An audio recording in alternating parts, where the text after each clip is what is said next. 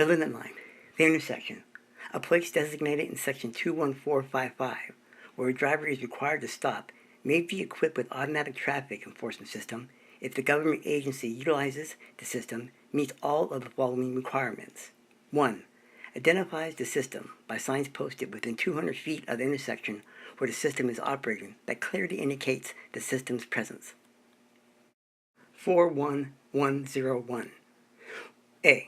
Whenever a traffic sign or traffic control device is placed in a position approximately conforming to the requirements of the code, it shall be presumed to have been placed by official act or direction of a lawful authority, unless contrary is established by competent evidence. Newark's city ordinances, 3 of them you should be aware of. 101680, the turn sign placement authority. The city engineers is authorized to place markers, buttons, or signs within the adjacent to intersections indicating the course to be traveled by vehicles turning at such intersections. 1690, restricted turn sign. The city traffic engineer is authorized to determine those intersections of which the drivers of vehicles shall not make a right, left, or U-turn, and shall place proper signs at such intersections. 16100, authority to prohibit right turns against stop signal. The city traffic engineer is authorized to determine those intersections within a business or any resident district which drivers of vehicles shall not make right turns against the red or stop signal and shall erect proper signs giving notice of the prohibit. As we take a ride down Maury Avenue westbound to Cedar, you'll notice that one sign on the right is the boundary sign. That is the only sign you will notice, and it comes up right here to the right. However, what's missing is the current signage, SR56, which is presently required. You'll notice that is missing. Also, the road fails to produce any of the 3 ordinance signs requiring no turn on right. And we'll take it all the way down to where the traffic system device is, and that is continued to Cedar Boulevard. Once again, we're westbound on Maury, and we're arriving at Cedar and Maury westbound.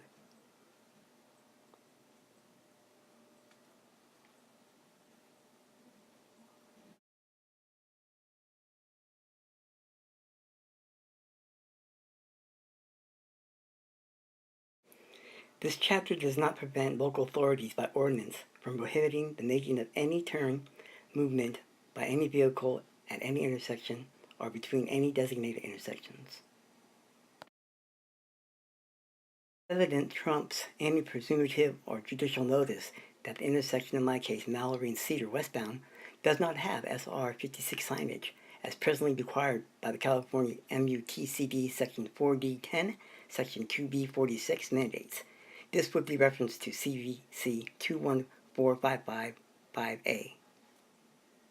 Redflex shall have the equipment and the functionality of Redflex system at each of the designated intersections approaches inspected and tested no less than once a year annually by an independent laboratory mutually agreed upon to Redflex and the customer. The following each shall annual inspection and testing by the independent laboratory shall issue a certification of calibration in the form of substance reasonably accepted to the customer, which can be used as evidence to the courts. Judicial proceedings involving citations. Fact, under the business rules, 19B states the statute for red light running in California, CVC 21453A. The statute applies to a driver facing a steady circular red signal regardless of movement the driver made in violation of the provisions of the section and statute for violating the steady red arrow in CPC 21453C. The real wording would be Vehicle Code Section 21453 Subdivision A provides a driver facing a steady circular red signal alone shall stop at the marked limit line, but if none, before entering the crosswalk or near the side of the intersection, or, if none, then before entering the intersection, and shall remain stopped until indication to proceed is shown, except as provided in subdivision B, permitting a right turn or left turn or turning from one way to another one-way street after stop where no sign prohibits such a turn. That being said, let's take one more trip westbound on Mallory to Cedar Boulevard.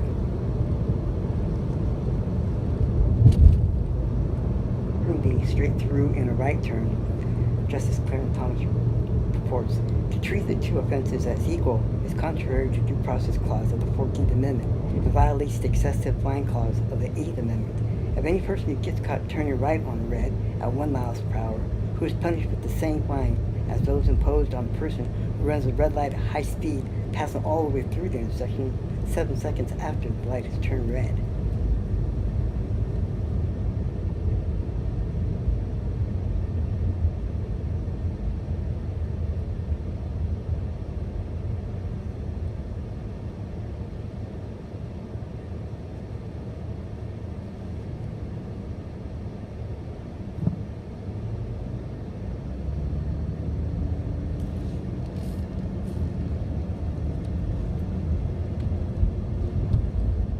I'm in lane number 5, which is a right-hand turn, but according to the contract on miscellaneous 42, if you read down below, it says, all lanes to be numbered sequentially, left to right, from the median to curb, 1, 2, 3, 4, 5.